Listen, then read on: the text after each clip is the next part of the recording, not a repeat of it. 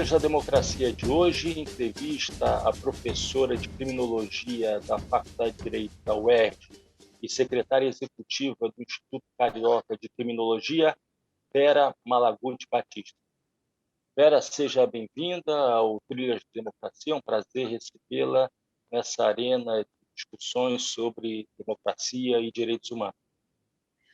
Marco, eu que saúdo, agradeço aqui a oportunidade do espaço e a alegria de estar em solo pernambucano, nem que seja virtualmente. Vera, se completam em 2021 10 anos da publicação desse teu livro, que acabou se tornando uma referência, digamos, como uma das melhores introduções à criminologia, tá? O livro Introdução Crítica à Criminologia Brasileira. Você, nesse livro que foi lançado em 2011, você, nesse livro, defende a ideia de que a prisão, abre aspas, é uma máquina de controle dos pobres e dos resistentes, fecha aspas. E a prisão, como uma criação do modo de produção capitalista, que, ao mesmo tempo, edificou uma civilização da punição, com uma gestão policial da vida. Essa análise é uma análise, digamos, estrutural, de longa duração, sobre o nascimento e desenvolvimento das prisões na modernidade capitalista. Mas, se a gente olhar para o século XXI e na realidade brasileira, se a gente observar essa conjuntura política que se inaugura em 2016, com o golpe contra a presidente Dilma e com a eleição e governo Jair Bolsonaro. Mas quais são as peculiaridades do sistema punitivista, do sistema prisional no século XXI e nessa conjuntura específica?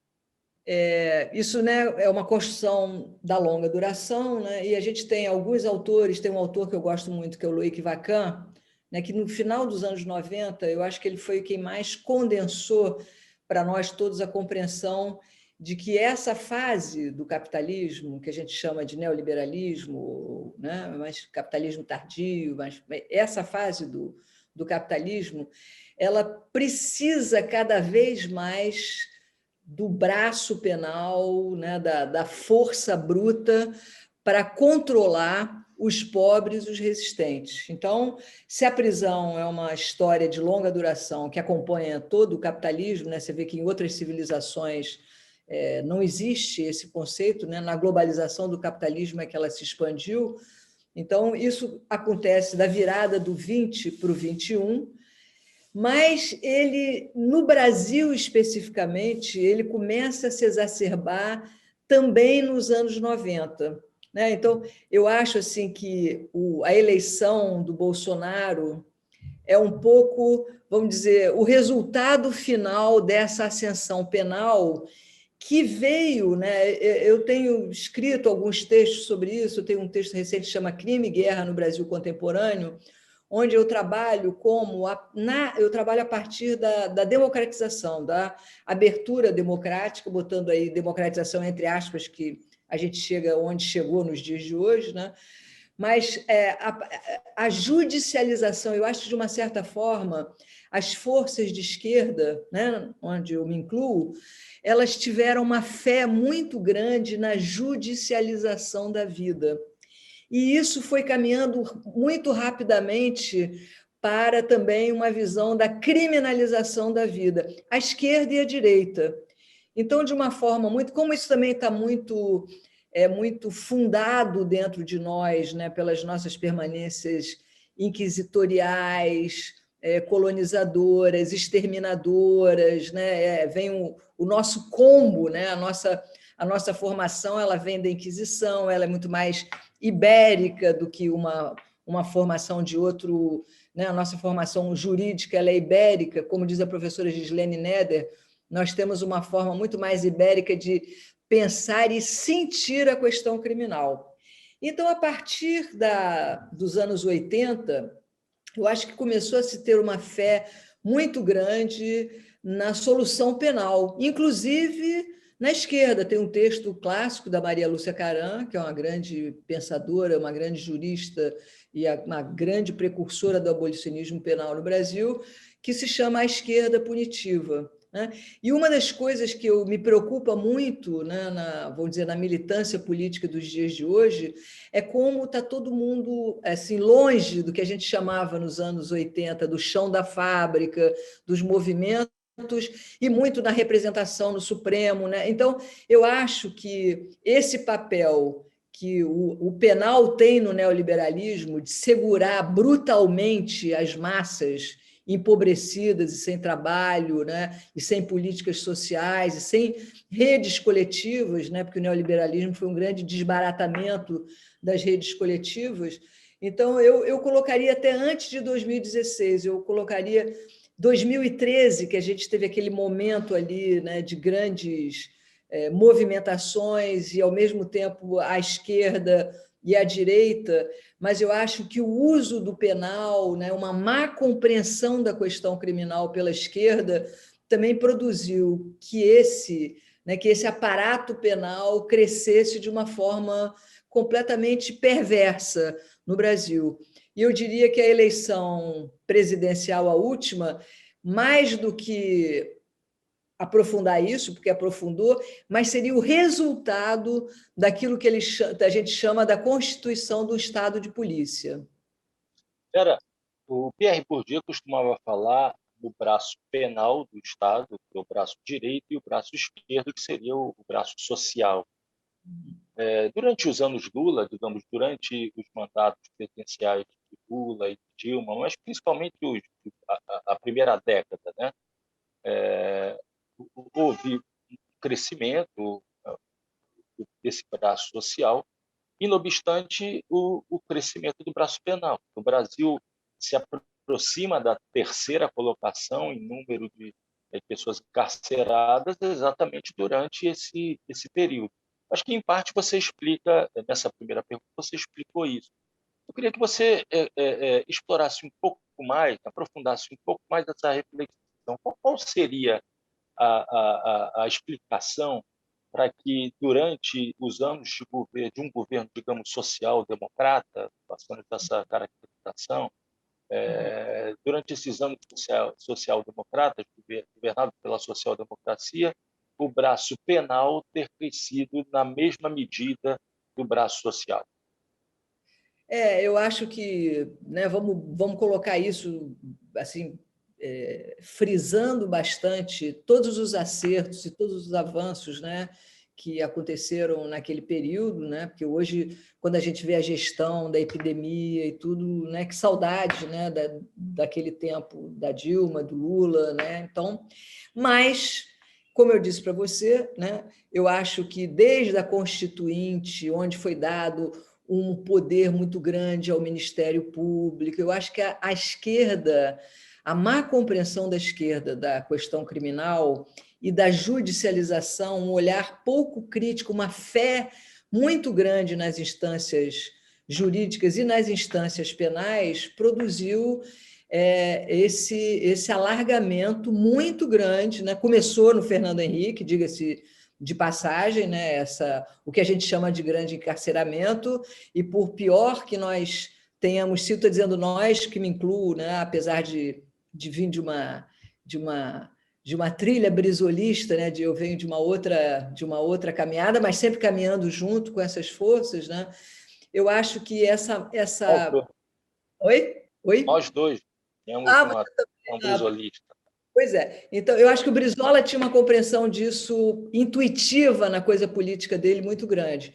Então, eu acho que o que acontece... Então, por exemplo, se você comparar com... Quando a gente brinca o Estado penal, que é o Vacan foi um grande discípulo do Bourdieu, né? Ele fala... Então, a gente diz São Paulo é o Estado penal, porque a gestão do PSDB foi a que mais... Então, mesmo com todos os erros, né? Se você pega o governo do Estado de São Paulo, que é um estado de polícia, um estado penal muito grande. Mas eu acho que essa má compreensão... E aí entra uma questão que é a política criminal de drogas. Ainda nos anos 90, a minha dissertação de mestrado, que virou um livrinho chamado Difíceis Ganhos Fáceis, Drogas e Juventude Pobre no Rio de Janeiro, eu chamava atenção e apanhei muito naquela época para a gente entender como a política criminal de drogas jogava um papel político muito grande. Eu estou falando isso porque eu participei da discussão sobre a questão, a política criminal de drogas, com 2 deputados que, na época, eram do PT, não são mais. Eu me lembro de debates na Assembleia daqui do Rio de Janeiro, e isso foi muito debatido, que foi o projeto de lei de drogas do Lula. E, naquela época, eu bati de frente, vou até dizer o nome dos deputados, que eles nem são mais do PT. Um hoje é da Globo, que é o Gabeira, e o outro é o Carlos Mink, que eu acho que hoje está no PSB. Bom, não quero nenhum... Mas eu me lembro que eu tive um grande embate dizendo: essa lei faz uma questão perversa, que é criminalizar mais a parte pobre. A parte pobre é a parte do tráfico, né? O varejo do tráfico nas favelas e tal. Então, naquele tempo, eu me lembro como eu apanhei da esquerda, porque eu criticava, quando eu fiz a minha dissertação de mestrado e depois, nesse debate, não, vamos fazer uma diferenciação, o usuário, e deu no que deu. A população presa por drogas aumentou 40% no global durante a gestão que eu chamo dos governos populares, pensando em Milton Santos, né, para usar essa expressão, e, em termos de mulheres encarceradas, quase 500%. Então, foi um grande equívoco, porque o discurso contra a política criminal de drogas era um discurso classe média, do consumidor e tal, e eu sempre disse: a tragédia está na ponta pobre. E então foi mais um equívoco, como o RDD, né, o regime diferencial disciplinar, que também foi implantado pelo PT, a expansão policial da polícia, uma fé na boa polícia, na boa prisão, que, para quem tem uma reflexão do campo marxista, né, teórica marxista sobre a questão criminal, existe uma literatura enorme para você ser crítico disso. Então, eu acho que houve uma expansão muito grande disso e uma fé muito grande na pena como solução dos problemas brasileiros. Então, você vê o seguinte, com todo o respeito, eu fico furiosa da vida quando eu vejo a discussão sobre a tragédia de Manaus, porque tudo que saiu daquela tragédia não é uma discussão como a gente vai fazer para não faltar mais oxigênio em lugar nenhum. É como a gente vai criminalizar, independente de eu gostar, né, é inquestionável a incompetência do ministro da Saúde, desse governo, dessa visão maluca, tosca que eles têm sobre a questão da epidemia. Mas criminalizar alguém não resolve nada. Então, que bom, né? Então, e a esquerda está toda lá. E o oxigênio para o povo? A gente não está discutindo as questões fundamentais. Então, eu acho que isso é como se fosse uma doença mesmo no debate que alcançou todas as pessoas, né? Mas isso começa ali, né, como eu disse, na abertura, e nos governos populares, com tantos avanços que a gente teve em tantas áreas, essa área, né, ficou ali corroída por esse sentido perverso de ampliação do espectro das punições, da prisão, do estado de polícia, e depois tudo piorou de uma forma doida, né? Porque daqui a pouco a gente está vendo uma cena do Temer separado no meio da rua por um policial armado com rifle. Era uma, né, não tem nenhuma simpatia pelo Temer, mas esse estado de polícia ele se soltou. Então, eu acho que o Bolsonaro é muito mais o resultado disso tudo do que, vamos dizer, uma novidade, porque ele está aí, aqui no Rio de Janeiro, né? O Rio de Janeiro é um lugar dominado, né? O Rio de Janeiro é um estado ocupado, né? E isso se deu muito contra uma visão sábia, da qual eu muito me orgulho, do Leonel Brizola sobre a questão criminal. Então, tudo que veio depois dele, inclusive no campo Garotinho, Benedita, Marcelo Alencar, todo mundo que veio depois, Sérgio Cabral, nem se fala, Pezão, bom, isso que está aí agora, que aconteceu no Rio, né, esse último, é um pouco dentro ninguém saiu daquela caixinha punitiva de sim, liberdade para combater o crime nas favelas, né? Ocupação das favelas, ocupação militarizada, forças armadas, né? A ocupação do alemão, que foi no governo da Dilma, que para para nós, do nosso campo, foi uma coisa chocante, com o Exército, Marinha e Aeronáutica. Então, o que nós temos hoje é um pouco o resultado disso, né? Um Estado militar policial que veio crescendo ao longo desses anos todos. Responsabilidade não só dos governos populares, como eu disse, né? Começa no governo do Fernando Henrique, concentra em São Paulo, mas pelo Brasil todo de uma forma geral. Vera, eu gostaria de escutar a tua análise sobre um fato dessa semana. Foi a ordem de prisão dada pelo ministro Alexandre de Moraes, mas que foi referendada pela totalidade dos ministros do STF. Os partidos de oposição, o Globo, Folha de São Paulo, de maneira geral, apoiaram a decisão, defenderam a decisão. No momento em que a gente está gravando essa entrevista, ainda não ocorreu a decisão da Câmara dos Deputados, né? Mas, de toda maneira, o que eu gostaria de discutir, de perguntar, é se essa defesa, esse apoio dado pelos partidos de oposição à prisão do deputado federal Daniel Silveira não demonstram como esse sentimento punitivista, né, como essa ideia da prisão quase como uma vingança, né, mais do que um ato de justiça, é um sentimento de vingança em relação a Bolsonaro, né, e tudo aquilo que diz respeito ao governo Bolsonaro, à extrema-direita. Se os partidos de oposição não cometem um grave erro à medida em que o argumento jurídico do ministro Alexandre de Moraes, que foi, se é preciso ser sempre realçado, foi referendado pela totalidade dos ministros, esse argumento se baseia exatamente na Lei de Segurança Nacional. Não é? Ou seja, para além digamos, do reforço, né, do sentimento punitivista, existe sempre essa brecha que foi aberta pela utilização da Lei de Segurança Nacional.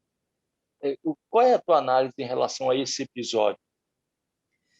Esse episódio, né, esse deputado especificamente, ele é, vamos dizer, uma ferida aberta para nós no Rio de Janeiro, né, por todo o comportamento dele. E ele representa exatamente, quer dizer, a brutalização do ser humano pelo estado de polícia, né? Você olha a postura dele, corporal, né? Eu que gosto de balé, observo isso e tal. Você observa que é uma pessoa assim, eu não quero usar a palavra, como se fosse uma deformação política, física, espiritual, cultural, né? Ele representa exatamente isso, o que é assustador a que ponto, né, que ele chega, né, até chegar a impressão que eu tenho no momento que ele é disfuncional hoje até para o Bolsonaro. O Bolsonaro não está num momento em que ele está sendo... Eu acho que ele está num momento que ele está muito mais forte do que a gente gostaria, né? Eu acho que a esquerda ainda não conseguiu, vamos dizer, achar o ponto, né, onde desconstruir tudo isso, até por conta de todas as contradições que a gente tem e que aparecem nessa decisão que é... Então, o que é interessante é porque meu trabalho, meu pensamento, a essa altura da minha vida, tem me levado a gente tentar sempre procurar outras formas de resolver um problema como este deputado, né? Um deputado completamente disfuncional, que sai completamente fora da caixinha, e que eu me lembro a sessão do impeachment da Dilma, né? O que aparecia ali, quantos Daniel Silveiras, quantas pessoas que faziam apologia da tortura, dos torturadores, de tudo isso, né? Então, eu acho que está tudo meio fora do lugar, né? Então, o Supremo está tendo... O Supremo é que decide se vai ter vacina, como é que... Você pega um noticiário sobre televisão aqui no Rio e está faltando não sei o que no hospital, está entrevistando a promotora, mais raramente a defensora pública, mas tudo é judicializado. né? Então, eu acho que essa é a solução mais fácil, mais aceita por todas, que é a prisão, mas eu acho que você mesmo colocou que abre precedentes muito complicados. Tem um momento lá da, da,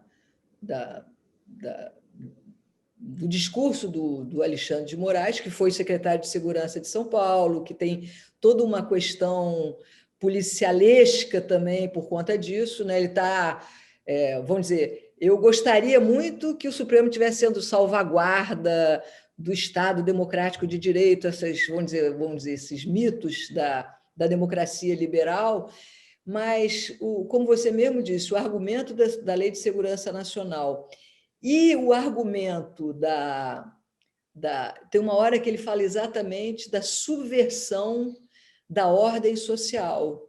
Então, isso em nós provoca arrepios, porque mais adiante a gente sabe que essa decisão pode pegar o nosso povo, então, e ao mesmo tempo, né, também dar um holofote para ele, né, quando na verdade uma solução pelo Congresso, onde ele se apresenta. Vamos ver se o Congresso tem a maturidade. Eu estou muito descrente de todas as instituições brasileiras, o que me faz internamente, politicamente, esperar por soluções, eu vou dizer, radicais, em todos os sentidos, radicais de direto, mas cair fora da armadilha da judicialização e da criminalização e da prisão como a solução para tudo, né? Então, eu acho que você tem razão, é inquietante, né? É preocupante, porque abre um precedente perigoso com relação a um deputado. A gente sabe como o discurso jurídico é plástico, né? Como ele pode ser usado aqui e ali. Então, é óbvio que... Oi? O discurso, essa categorização pode ser utilizada para qualquer tipo de ocupação do MST, do MTST, as manifestações de redução do preço da passagem, que acontecem sazonalmente, e assim por diante. Tudo aquilo que a gente viu. E os próprios meninos que foram criminalizados nas jornadas de 2013, que também eram pela Lei de Segurança Nacional. Então, é estranho que a gente não relativize. A gente que eu estou falando, as forças de esquerda, né? Não nós que temos uma visão crítica, mas estou dizendo nós, as forças, né, que estão lutando por uma mudança, por um Brasil mais justo, mais solidário, não nos inquietemos, não nos incomodemos com esse. É óbvio que, vamos dizer, a maioria dos juízes do Supremo concordarem é também uma manifestação política, mas isso faz parte do nosso problema hoje, né? Que tudo vai para o Supremo. O ministro tal vai dizer se em Manaus vai chegar o oxigênio. Isso não vai dar certo. Isso acabou dando um estado de polícia, um estado de exacerbação do estado policial. E aí agora, então, vamos usar esse mesmo dispositivo para punir o estado de polícia na sua forma mais doida, que seria, né, vamos dizer, esse deputado especificamente, que é realmente um ser humano, assim, politicamente, humanamente lamentável. Assim, tem momentos que eu tenho até pena, né? Quando eu vejo a história dele. Foi cobrador de ônibus, falei o que a gente transformou essa pessoa, né? Que tempos foram esses, né? Que surgiram personagens como esse, completamente ignorantes, né? Que obedecem a uma lógica completamente louca, completamente truculenta, desumana, né? Então, eu acho que usar a Lei de Segurança Nacional, o argumento da subversão da ordem pública, isso aí me deu uns arrepios. Eu acho que é preocupante e acho que é legal a gente chamar a atenção, pelo menos dizer, olha, tudo bem, estamos impondo uma derrota política, uma medida de segurar, né? Eu acho que ele é disfuncional no momento até para o governo Bolsonaro, que ganhou a eleição para a presidência do Senado, para a presidência da Câmara, mas a impressão que eu tenho, não sei se isso vai se confirmar, é que o próprio Congresso ele é disfuncional. Então, talvez a gente não precisasse de consolidar, dar força para esse tipo de argumento. Mas também o Supremo vamos dizer, a composição do Supremo. O PT também teve uma grande oportunidade de transformar o Supremo, mas o Supremo é um Supremo punitivista e policialesco. Em termos de penal, de matéria penal, ele é muito fraco, né? Ele não tem juristas penais, e aí o que aconteceu ali também é sempre uma expansão. Vide a posição deles todos com relação ao julgamento do Lula, que agora pode mudar, mas naquela ocasião você via todos os ministros nomeados pelo Lula, todos não, com honrosas exceções, como, por exemplo, o Lewandowski, um pouquinho ali o Toffoli e tal, mas, de uma forma geral, o punitivismo entrou no Supremo como uma característica, inclusive, das nomeações dos governos populares. Eu gostaria agora que você aprofundasse um pouco essa penetração da lógica punitivista dentro das esquerdas e até mesmo dos movimentos sociais. Eu estou pensando aqui do feminismo, né, e toda a defesa e toda comemoração, entre aspas, né, da aprovação da Lei Maria da Penha, né, sendo uma conquista da luta das mulheres contra a violência, contra as diversas formas de violência praticadas contra as mulheres. A lógica punitivista ela é tão forte assim a ter penetrado dentro dessas esferas da luta social emancipatória? Com certeza, eu acho que uma das coisas, eu escrevi há muitos anos atrás um artigo que se chamava Adesão Subjetiva à Barbárie, num livro que era até um livro sobre o Loic Vacan, onde eu mostro também que como, na saída da democracia para a ditadura, os meios de comunicação e os dispositivos penais se armaram para constituir, e aí, de novo, a política criminal de drogas, a guerra contra as drogas entra aí como um grande vetor de aumento do medo do crime, né? Então, você tem as décadas perdidas de 80 e 90 em termos sociais, que são contrabalançadas, como Bourdieu, Vacan e vários outros autores brasileiros, né, trabalharam, vai constituindo como se fosse assim um simulacro, né? E como isso tem raízes muito fortes, inquisitoriais, matar preto, pobre, indígena no Brasil, isso está na nossa. Tem uma frase do Darcy Ribeiro linda, que eu não tenho, é um parágrafo lindo, onde ele diz: todo brasileiro tem um pouco de torturado e torturador dentro dele, né? Então, eu acho que a esquerda, eu me lembro que nos anos 80, as faixas da esquerda queremos justiça, agora queremos prisão. Então, a gente saiu. Isso foi uma construção subjetiva feita calculadamente, milimetricamente pelos grandes meios de comunicação. E aí você tem, desde, vamos dizer, uma certa sofisticação da Globo, para dizer a mesma coisa que o da Atena, que os outros baixaria da vida vão dizer, mata, escracha nos noticiários. Então, tudo isso foi confluindo para pegar aquilo que tem dentro lá do nosso coração de torturador, né, de matador de povos nativos, escravizador, né, toda essa colonização, toda essa barbárie brasileira, essa truculência brasileira, para incorporar, e também com essa estranha adesão que a esquerda fez à judicialização, que é pouco crítica, né? Vamos para Marx, pô. O que Marx fala da justiça burguesa, do liberalismo, da ideia de garantia e tal, e de repente todo mundo se jogou. Hoje o que você vê é a esquerda.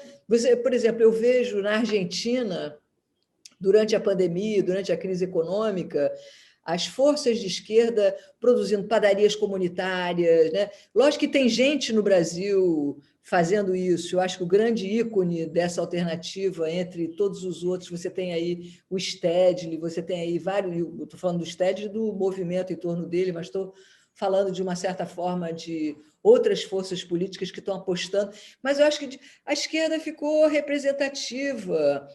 Então ela entra com o Supremo. Tem uma coisa aqui no dia, não vai para o povo, não vai para a galera, não vai para o que a gente chamava de chão da fábrica, não vai os produtores diretos, né? Não vai. Então, eu acho que isso nos encausulou no terreno que é o terreno da direita, dos conservadores, né?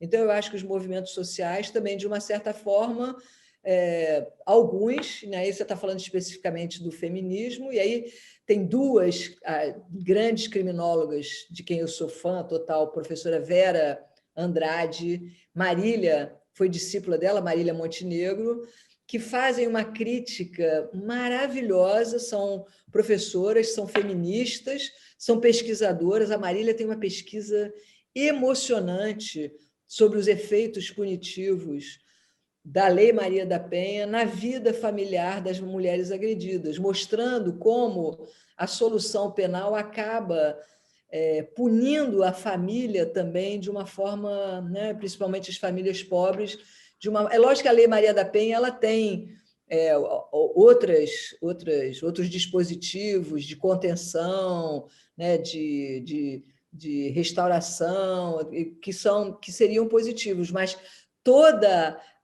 ela é toda, o que é elogiado nela é a prisão.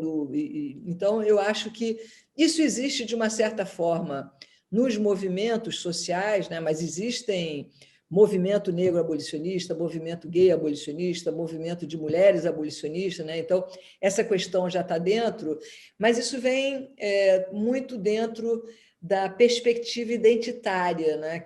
Que tem, no próprio conceito de identidade, tem uma cristalização que, de uma certa forma, conduz a essa opção punitivista, que é uma opção sempre conservadora e onde, quer dizer, eu me lembro da lei ambiental, né? Você tem no Brasil uma lei ambiental maravilhosa. Os grandes...